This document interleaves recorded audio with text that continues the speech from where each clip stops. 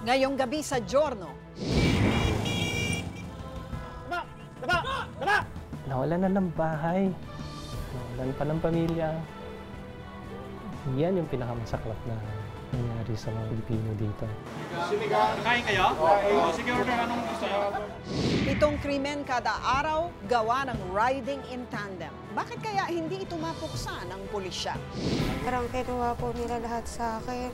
Pangarap ko na makapagtapos. Hanggang ngayon, nalulungkot pa rin ako kasi hindi ako makapag-aral. Kailangan ko pa magpalakas. Walang trabaho at nanganganib pang mawalan ng bahay. Ang pakikipaglaban ng mga kababayan natin sa Amerika sa gitna ng nagaganap na recession. Dati American dream ito, bahay. Pero ngayon, hindi na pinapangarap ng mga Americans ngayon na mag-own ng bahay. Ang dream niya yata ng Amerikano ngayon just to have a job. Kasi walang trabaho ngayon ng mga Americans. So. At maki-dine-in sa kusina ni Tess, isang sikat na Filipino restaurant sa downtown San Francisco, na patok hindi lang sa mga kano, kundi pati sa mga homeless Pinoy. Nagkaroon kami ng tira sa hapon, itatabi ko na yon.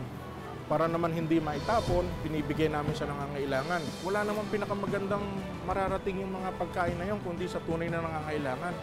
Himayin natin ang mga issue at timbangin ang iba't ibang perspektibo. Ako po si Lucy Cruz Valdez, ang inyong Jor. Nakakita ka ng NPA ngayon, papatayin mo pa siya. 2 known Mangyan leaders were lost. Ano ang estado ng laban ng pamahalaan sa mga pirata? Susunod na mitsa ng gyera, tubig. She's a loyalist farmer, right? Ano ang tunay na kalagayan ng Philippine Labor Force?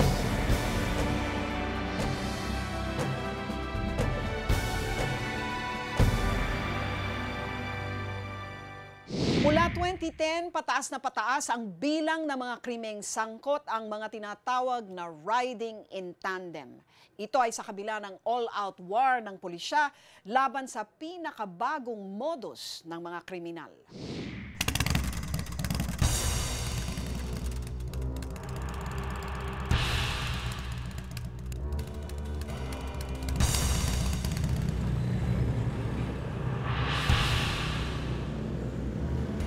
Magaling silang sumingit sa kasagsagan ng traffic.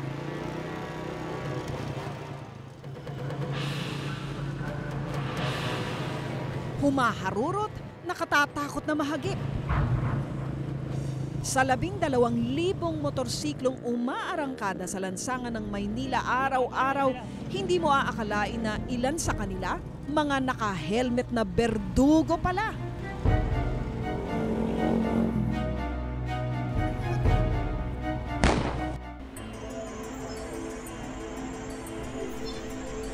Nangangalahati pa lang ang taon, naitala na ng Philippine National Police ang halos 1,300 kaso ng riding in tandem sa buong bansa. 12% sa mga kaso ng riding in tandem nakalaboso ng otoridad. Pero ang nakababahala, mahigit 1,100 suspect na mga berdugong nakamotorsiklo hindi pa rin natutunton ng batas. Ito ng Kainta Rizal naman, 2 lalaking sinasabing kawatan ang nakipagbarilan sa mga pulis. Napansin ng mga pulis na nagpapatrolya sa Ortigas Avenue Extension sa Kainta ang nakatambay na riding in tandem. Ang mga pananambang na naganap nitong mga nakaraang buwan, pati na ang mga malalaking nakawan sa mga mall, madaling natakasan ng mga riding in tandem. Bataan ang 3 gwardiya sa isang robbery hold-up incident na nangyari kaninang umaga. Doon sa recent killings na nangyari, up to now wala pa naman suspects na nahuhuli kahit isa Wala pa naman nakakasuhan dyan. Ang sinasabi ng PNP was, paano makakasuhan karamihan sa kanila namatay na. Well, the mere fact na nangyari na yung crime, nandiyan na ang involved etong riding in tandem that they can, as I said, that they can easily get away with it. Wala pa rin nahuhuli Nakikita lang nila sa CCTV. Sa aming kalkulasyon, hindi bababa sa 7 insidente ng pananambang, pangho-hold up, pagnanakaw at iba pang krimen ng riding in tandem ang nagaganap sa bansa araw-araw.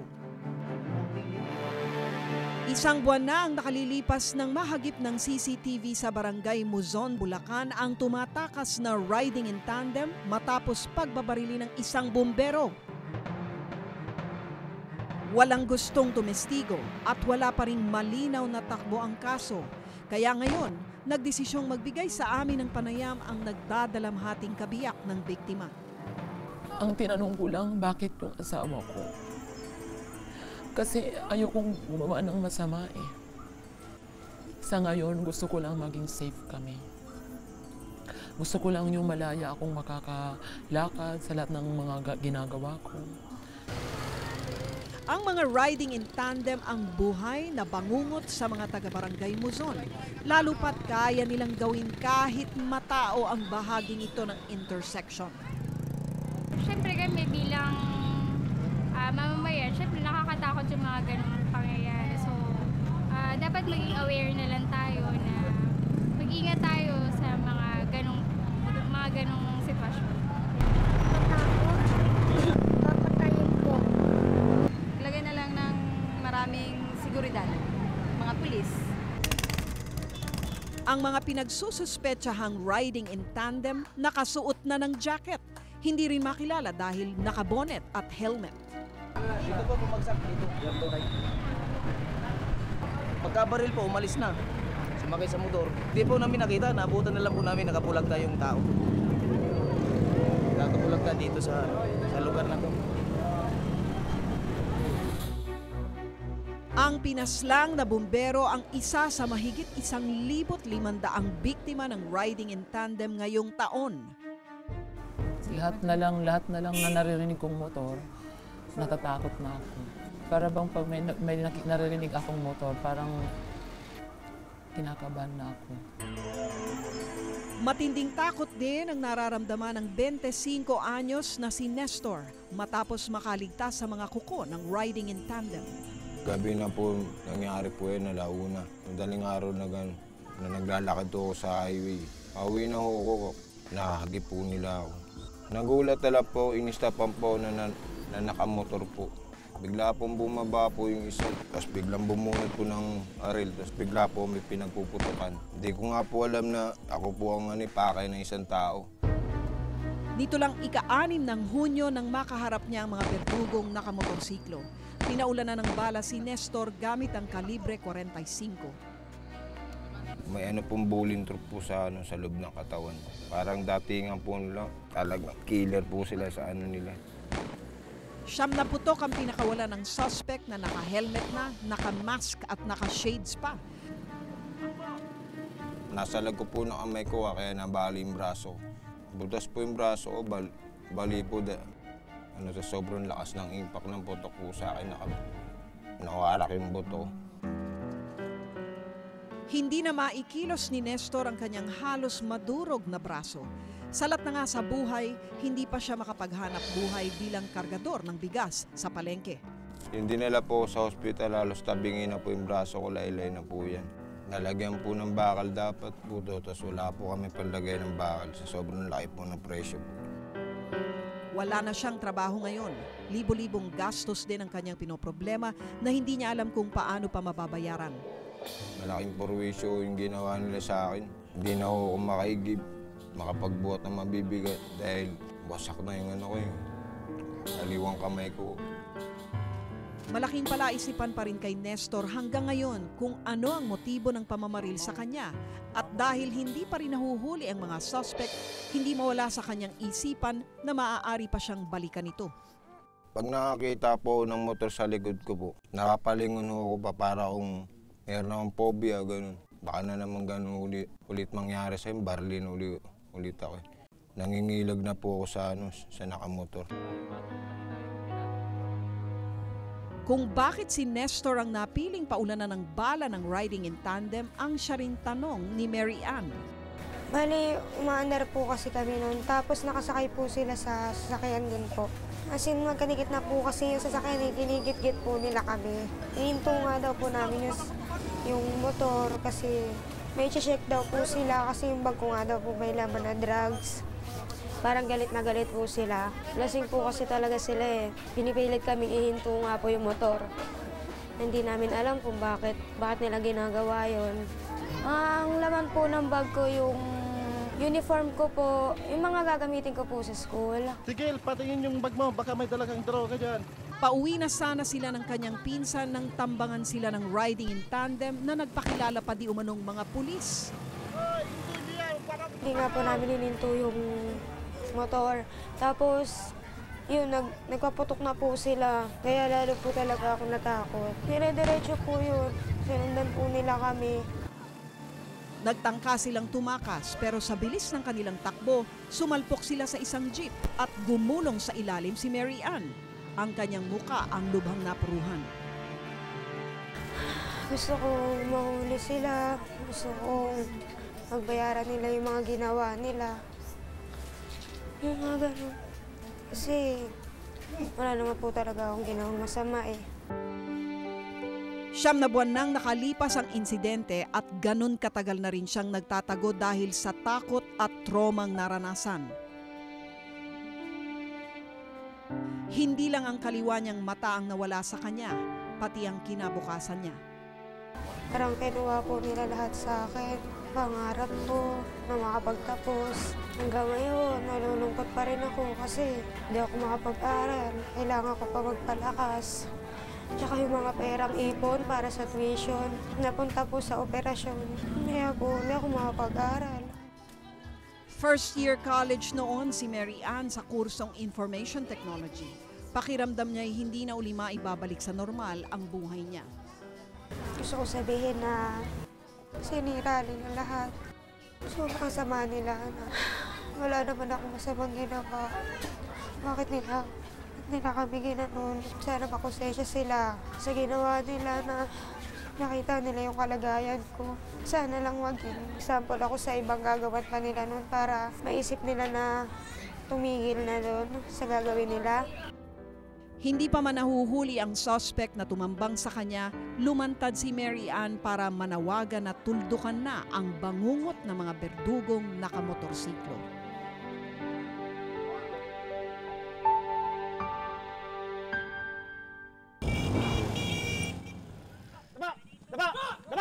Yun yung police naman natin is may kakulangan kasi ang police to population ratio natin is 1:900, 1 police to 900 persons or people. So medyo malayo ito sa ideal na ratio which is 1:500.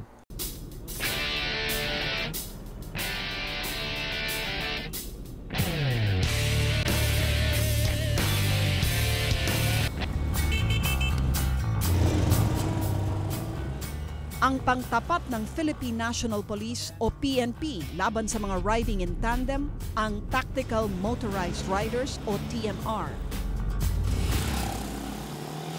Yung Tactical Motorized Riders natin, to combat yung riding in tandem, mapantayan, kung hindi man natin mahigitan, mapantayan man lang sana natin. So that during habulan, at least makahabol kami pag may mga reported incidents ng crime sa bawat area sa Quezon City. Natunghayan namin ang grupo ng TMR ng Quezon City Police District na walang humpay sa kanilang pagsasanay.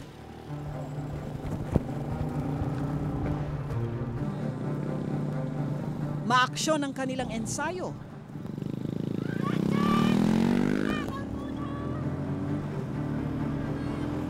Naka-full battle gear at handang-handa para habulin ang mga naka-riding in tandem.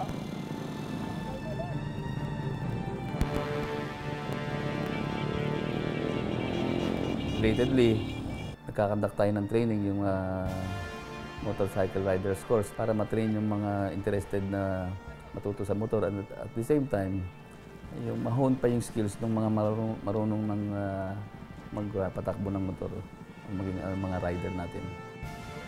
Aminado si General Mario de la Vega, organisado man ang kanilang pagsasanay, hindi pa rin sapat ang kanilang puwersa dahil nasa 21 riders lang ang TMR ng distrito. Geography namin dito, malaki ang land area ng Quezon City. And at the same time, yun yung police naman natin is may kakulangan Kasi ang police to population ratio natin is 1:900, 1 police to 900 persons or people. So medyo malayo ito sa ideal na ratio, which is 1:500. Sa 142 barangay ng Quezon City, 4 na grupo ng TMR lang ang nagsasalit-salitan para bantayan ang lungsod araw-araw. Definitely, magdadagdag kasi I have mentioned that already to our city mayor. Sinuportahan naman tayo ng mga equipment in the form of motorcycles and four-wheel vehicles and even radios. Kaya pati sila umaasa rin sa pakikipagtulungan ng sibilyan para masugpo ang riding in tandem. Isa siguro dito yung CCTV, yung installation ng CCTV sa strategic areas. Kung makover sana itong buong Quezon City, the better for us, so that yung mga areas na hindi kayang i-cover ng police, nako-cover nitong CCTV na to. And from there siguro, merong at least masisimulan tayo during the conduct of investigation na lead na maibibigay sa atin. Halimbawa, yung plate numbers ng sasakyan, general description ng sasakyan, general description ng tao, so that from there we could take up in the conduct of our investigation. Sinunda ng aming team ang pagroronda ng grupo ng TMR. Pero pagdating sa lansangan, ang kanilang marubdob na ensayo nagiging simpleng operasyon na lamang sa mga pasaway sa batas trapiko. Ang TMR ay ang unit ng PNP na dating mas kilala bilang Motorized Anti-Street Crimes Operatives o MASCO. Hindi lang sila bantay laban sa riding in tandem, kasama rin sa trabaho nila ang paghuli sa mga motoristang walang helmet at tamang papeles. Araw-araw, 1 o 2 beses silang nagtatalaga ng checkpoint sa mga eskinita at masisikip na lugar ng lungsod. Unang-una po, dito po yung inner portion na dito po yung mga lusutan, yung mga riding criminals. Yung mga number 1, yung nagbabadi sila, mga riding in tandem. Kaya nga, maraming lugar na lusutan po, maraming lugar na lusutan. Lalo-lalo na yung mga laylayan. Ang kantong ito sa La Loma, ang isa raw sa paboritong lusutan ng mga pinaghihinalaang riding in tandem. Nasa boundary kasi ito ng lungsod ng Quezon City, Maynila at Caloocan. Ang yun, initial violation yun sir, not wearing cross helmet. Tapos upon verification, ang kanya-kanyang dalang papilis po hindi po nakapangalan po sa kanya. Ang mga kumpiskadong motorsiklo ay ini-impound sa District Anti-Carnapping Unit o DACU. Kabilang na ang mga motorsiklong nakuha sa mga engkwentro ng riding in tandem. Pero kapansin-pansin na tila pinababayaan na yatang mabulok at hindi na binabalikan pa ng may-ari. Isa pang checkpoint ang itinalaga sa kahabaan ng Araneta Avenue. Dito pa rin po, lalo na nito yung mga rush hour, marami dito yung mga nang-i-snatch, mga nanonood sa baril, nag-aagaw ng mga motor. Kaya po tayo kinakandak natin palagi yung pag-uplansita. Bukod kasi sa laganap ang nakawa ng motorsiklo sa Kamaynilaan, tinatayang 180,000 na motorsiklo ang hindi nire-renew ang registration taon-taon. Ang maluwag na regulasyon ng gobyerno sa motorsiklo ang tinutukoy ng Volunteers Against Crime and Corruption o VACC na siyang ugat sa pagtaas ng bilang ng riding in tandem. Well, number 1 reason kasi accessible ng motorcycle dito sa Pilipinas. Anybody can buy, anybody can just steal a motorcycle, then they can use it. Hindi mo naman malalaman kung yung lahat ng motorsiklo merong plate number o wala. Napakahirap mong makita. Kumbaga, kahit nakita mo na may motorsiklo, nakita mo na agad na involved sila sa crime, hindi mo matatandaan yung plate number kasi nasa gilid yung ibang plate number. Pangalawa, sila rin yung napakadaling ma-access yung escape route nila. Like for example, may ginawang crime, sakay lang kagad motorsiklo. Walang traffic kasi sa motorsiklo eh. Plus, yung naka-helmet na masyadong dark. Kung wala namang naka-helmet, sila naman yung involved sa maraming accident. So, yun yung mga reasons na talagang, I don't know if it's a disadvantage or an advantage yung heavier motorcycle na ganun karami, ganun accessible dito sa atin. Sa iba to, sa iba. Sa'yo. Ayon sa datos ng Motorcycle Development Program Participants Association o MDPPA, nasa 4.5 million na ang kabuang bilang ng motorsiklo sa buong bansa. Inaasahan pa ang mabebentang 1.2 million ngayong taon. In fairness with the PNP, yung checkpoint nila sa gabi, sana ituloy nila. Specifically, yung checkpoint na yun only for motorcycles. Pero kulang pa rin kulang. Kasi parang sa major streets lang nila ginagawa yun. Paano yung kung nag-side street na kagad sila, ang dami-daming possible na pwedeng daanan ng mga motorsiklo na yan, which most of them knows na may checkpoint dito tayo dumaan. So nakakalusot sila. Sa dinami-rami ng malulusutang eskinita, malas na raw kapag natumbok mo ang checkpoint. Pero lingid sa marami, positibo ang pananaw ng mga motorista sa checkpoint. Ayos lang po, pero mas maganda nga yan para safety sa mga ano. Kasi ano rin nila yun dahil ano rin ba sa mga iba uso ngayon yung running tandem ba? Kaya okay lang yan. Maganda. Kasi karamihan kasi ngayon sir, yung kinakarnap, tapos ginagamit kasi ito sa frame. Katulad ng ano po? Yung pang-hold up, gano'n. Maganda para sa kabutihan ng lahat, para iwas na rin yung mga maraming ganitong nagnanakaw, di ba? So, okay na, ako, pabor ako doon. Ang bawat distrito ng PNP sa Kamaynilaan may sari-sariling unit ng TMR. Ayon sa DILG, halos 1,300 tactical motorized riders ang miyembro ng NCRPO. Ang meron kaming tinatawag na Police Integrated Patrol Systems or PIPS.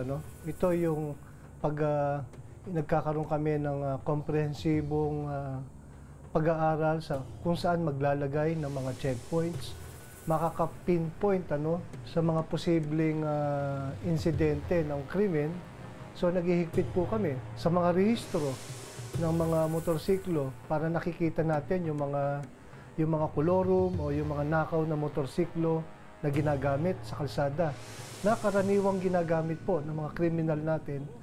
At syempre, on the intelligence side, kailangan tukuyin natin sino ba yung mga kriminal na ganito na ang nagiging mode of operation na yung gumagamit ng mga motorsiklo. Pero giit ng VACC, kulang na kulang daw ang aksyon ng PNP laban sa riding in tandem.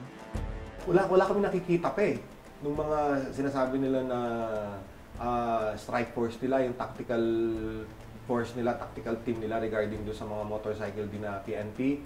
Wala kami nakikita, wala pa rin naman silang nahuhuli. Sa aspeto na yan, siguro mali rin naman natin sabihin yon. Mula January hanggang May, bigyan kita ng konting idea. Na-enkwentro natin itong mga riding in tandems na ito, more or less around 30 ang ating napatay. We have apprehended and filed cases sa around 160 na tao involved sa mga riding in tandem incidents.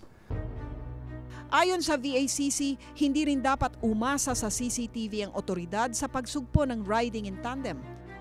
Una, kahit na may makita mo sila kahit na mayroong CCTV, mapapanood mo lang, makikita mo lang what happened, pero hindi mo makikilala kung sino because masyadong malayo. Dapat talagang i-regulate talaga nila yung sa motorsiklo talaga Well, I'm sorry doon sa mga nagmumotorsiklo, pero yung so pa rin palang naiisip namin. Meron kaming 2 billion pesos na pondo na tinatawag naming Capability Enhancement Program. Ito po tutugon sa mga pangangailangan po natin sa mobility, meaning patrol cars, motorcycles. Meron po kaming kagamitan sa ngayon, pero ito po ay patuloy po rin po nating dinadagdagan o minsan po ina-upgrade. Habang patuloy na hinahanap ng otoridad ang tamang solusyon laban sa riding in tandem, ang pagtugi sa mga berdugong nakamotorsiklo tila magtatagal pa. We are not, and I would like to reiterate, we are not safe with the riding in tandem. There's still a lot na riding in tandem, lot of crimes, and we still believe na if PNP will do something about it, lalo magtataas yung crime involved ang riding in tandem. Dati American dream ito, bahay. Pero ngayon, hindi na pinapangarap ng mga Americans ngayon na mag-own ng bahay. Ang dream niya yata ng Amerikano ngayon is to have a job. Kasi walang trabaho ngayon ng mga Americans. So. Isa sa katuparan ng The Great American Dream ang magkaroon ng sariling bahay at lupa sa tinaguriang Land of Milk and Honey. Pero sa pagtama ng recession, kaliwat ka ng mga tahanan at pangarap ang inilit ng mga bangko. Kabilang na dyan ang mga pag-aari ng mga kababayan nating mga Pinoy. Too many Americans are still struggling to get ahead. Because we've got some difficult debates and some tough fights to come. The actions we take in the months ahead will help determine what kind of country we want to be. A country in crisis. It's part of what's driving this movement, the lack of a job for young people. It's not something we could sustain any further. Taong 2008 nang mayanig ng isang matinding krisis ang bansang Amerika. It's so hard to find a job. A job that actually pays darn near impossible. It's just harder and harder, and you make less and less, and I think people don't have much of a future to look forward to. Naging laman ng balita ang hagupit ng recession sa Amerika. Ito na nga raw ang pinakamalalang krisis pang-pinansyal na naranasan ng bansa matapos ang The Great Depression noong 1930s. With the nation's unemployment rate stuck around 9%, the economy dominated the debate. Sa isang iglap, nasaksihan ng buong mundo ang pagbagsak ng isang makapangyarihang bansa na tinitingala dahil sa pagiging maunlad nito. Ayon sa mga datos ng National Bureau of Economic Research sa Amerika, tinatayang higit 1 milyon na ang bilang ng mga Amerikanong nawalan ng trabaho dahil sa recession.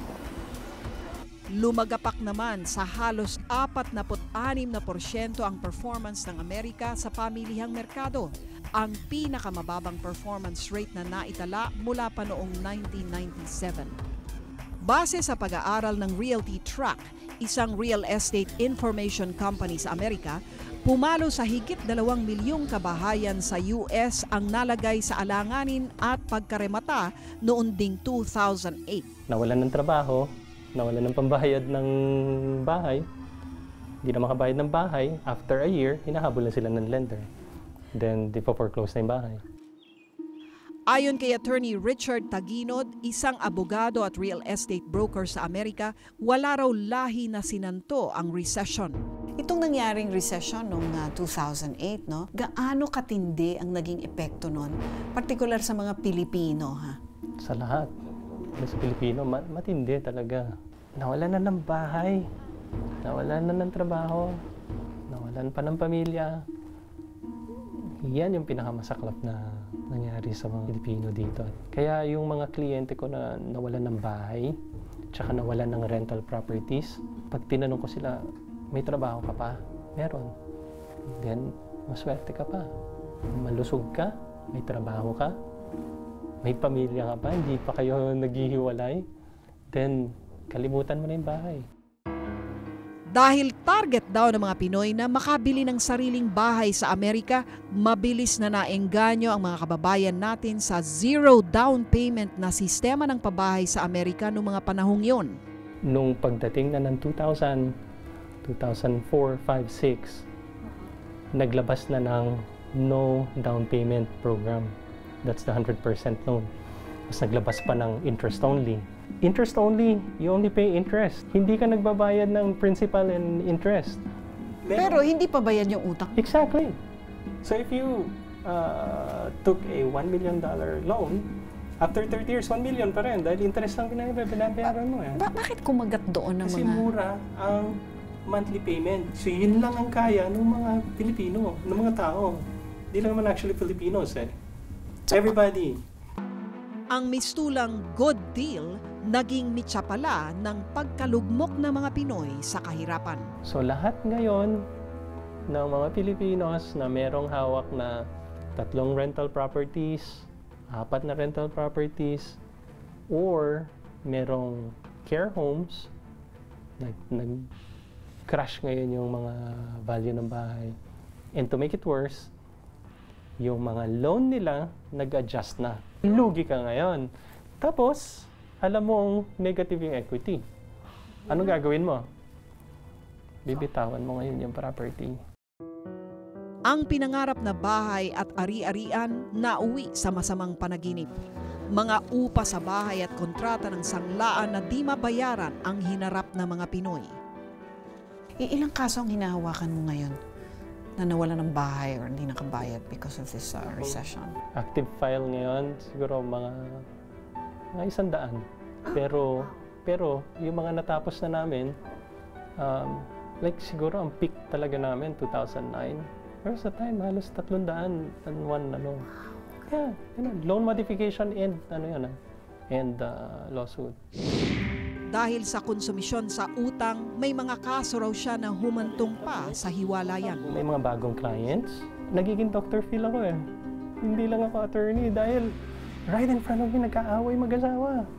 Attorney, sabi ko na huwag mamili ng bahay. Attorney, ganyan-ganyan na mas. O ngayon, they have no other choice. Sino ngayon ang i-blame nila? Eh di, partner nila. Ano ngayon mangyayari dun sa marriage nila? Hindi, wala. Isa sa mga kliyente ni Attorney Richard si Bong Nuestro, isang IT professional sa San Francisco. Aminado si Bong na humaling siya sa alok na pautang ng bangko para mabilis na magkabahay. Taong 2005 nang bilhin ni Bong at ng kanyang asawa ang bahay na ito sa Livermore, California. Bumili ko ng bahay na nag-appreciate, di ba? Parang ginagawa mong ATM yung bahay mo. Nag-appreciate itong bahay na to eh. Naging 1.1 million. Binili ko na 900, naging 1.1 million ang value. So imagine that, tumubo ka ng 200,000 in just 1 year. Pero ang tila instant jackpot ni Bong, mabilis ding naglaho. Nung mag-bust na yung real estate, bumagsak na yung value. Nawala na yung 200,000. Mula 900,000, bumaba sa halagang $670,000 ang halaga ng kanilang tirahan. $300,000 o aabot sa halos 14 million pesos ang nalugi kay Bong. Sa kabila nito, kailangan pa rin niyang magbayad ng $5,200 buwan-buwan bilang amortization. So, nagbabayad ka ng mortgage. Like say, you're paying $6,000 mortgage dun sa bahay mo. And then you're hoping that one day you will own the home, own the house. So, i-compute mo yung the amount of money na nailagay mo, principal and interest, and at the end of, let's say, 30 years, anong value nung binili mong bahay, malaking lugi sa'yo.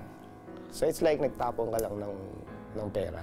Sa katunayan, ang kapitbahay mismo ni Bong di na kinayanan ang pagbabayad ng amortization. Inilit na ng bangko ang kanilang tirahan. Parang nagtatapon na sila ng pera, paying $6,000 every month. Tapos, all the while, nakikita mo yung value ng bahay mo, pababa. So, nawala na sila ng gana. They stop paying their mortgage and then na-foreclose yung bahay. Malis na sila. Bukod dito, panibagong hamon ang kinaharap ni Bong matapos siyang ma-lay off sa pinagsisilbihang IT company. Isang pagsubok na muntika ng maglugmok sa kanya sa depression. I remember during that time, binabantayan ako ng wife ko. Baka daw ako tumalon sa bintana kasi nga nawalan ako ng trabaho.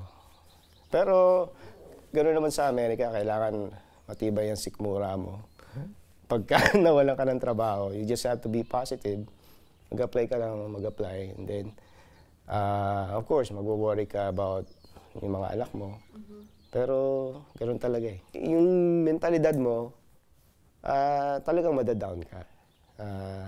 Madidepress ka.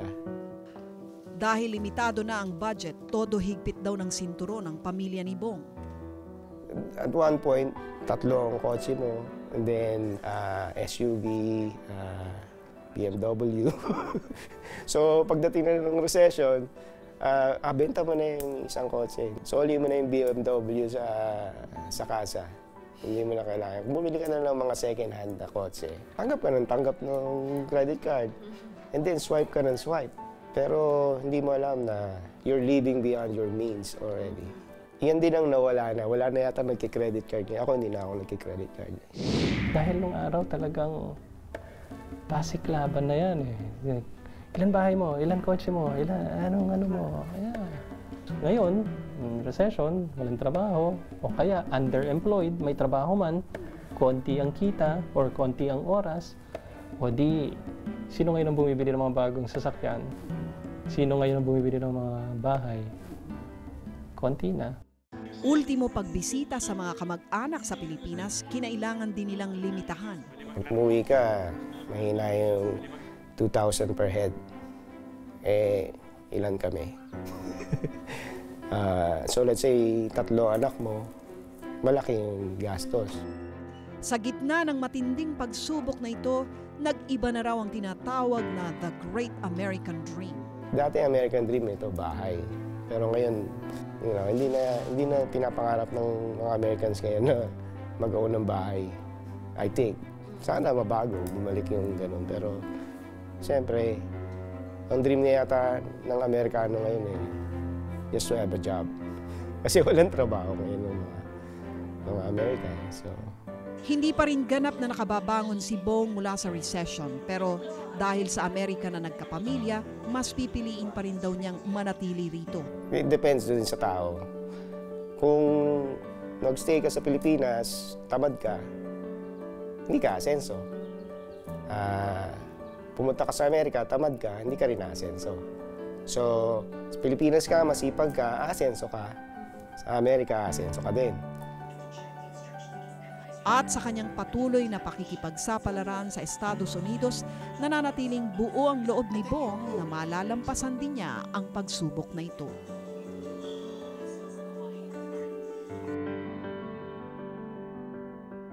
Nagkaroon kami ng tira sa hapon, itatabi ko na yon.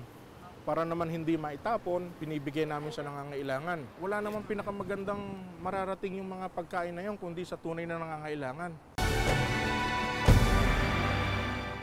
Sinigang, adobo, menudo. Ilan lang yan sa mga putahing pinipilahan sa restaurant na Kusina ni Tess sa downtown San Francisco. Pero ang mga specialty ito, inihahain ng libre sa mga kababayan nating walang makain. Mistulang balon daw ng oportunidad ang Amerika para sa mga nagnanais na umunlad ang buhay. Kasi lahat ng Pilipino, di ba, gusto pumunta ng US? Magkakaroon po ng magandang opportunity, bakit hindi?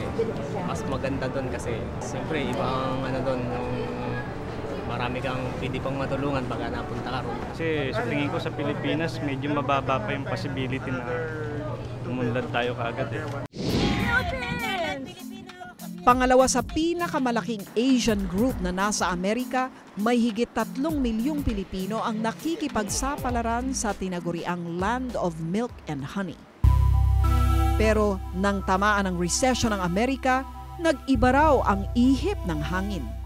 Nagmistulang isang bangungot ang American Dream para sa ilan sa ating mga kababayan.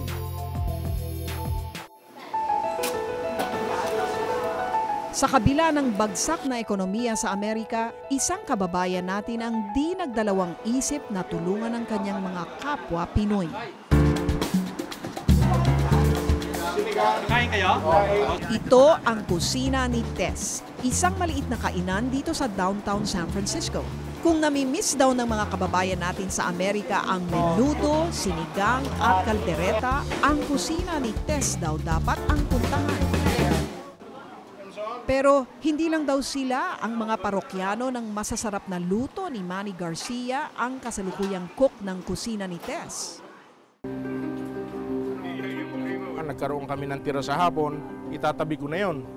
Para naman hindi maitapon, binibigay namin sa nangangailangan. Wala naman pinakamagandang mararating yung mga pagkain na yon kundi sa tunay na nangangailangan.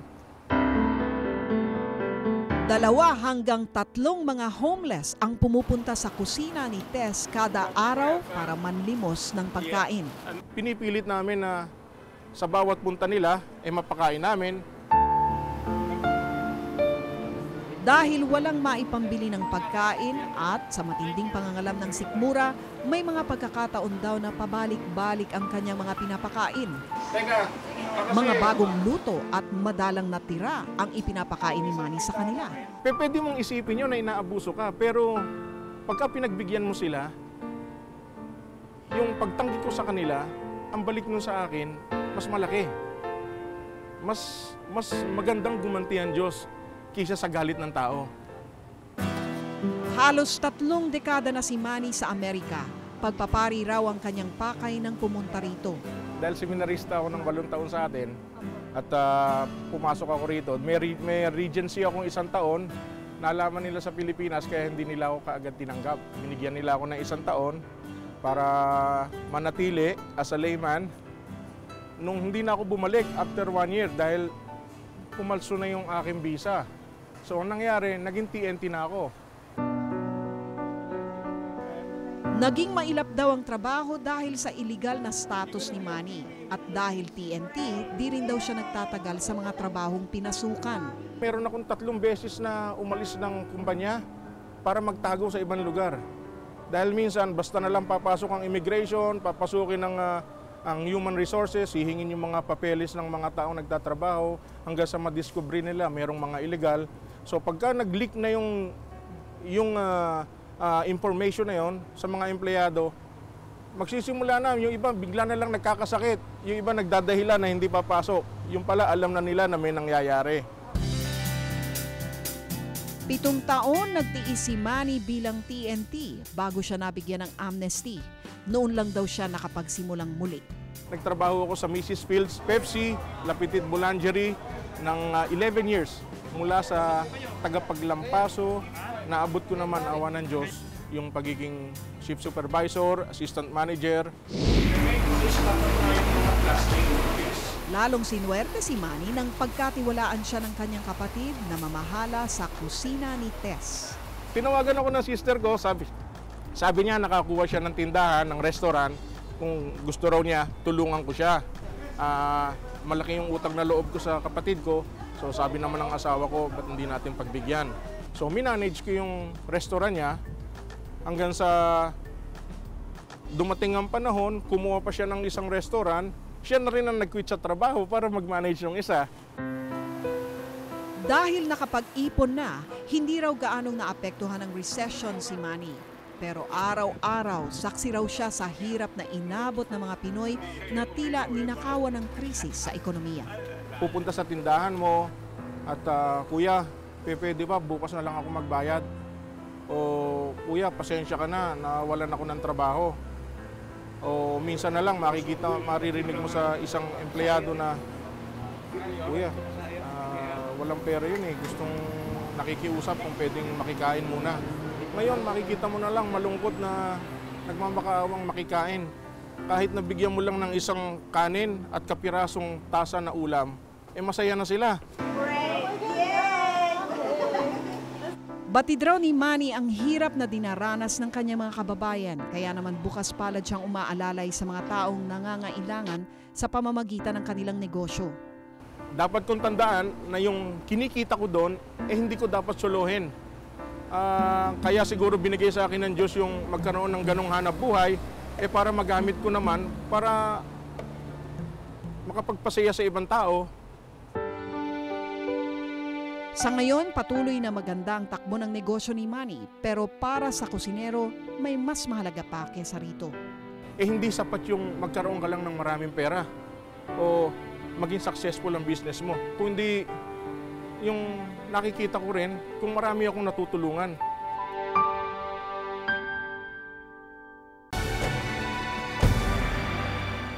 Sa mga lansangan ng Pilipinas at sa Amerika, malaking issue ngayon ang seguridad. Dito, buhay at pag-aari ang inaagaw ng mga riding in tandem. Sa Amerika, bahay at hanap buhay. Sa mga pagkakataong hirap ang pamahalaang makahanap ng solusyon, kailangan nating kumilos at magtulungan para malampasan ang hamon. Hanggang sa susunod na Martes, ako po si Lucy Cruz Valdez, ang inyong Jordan.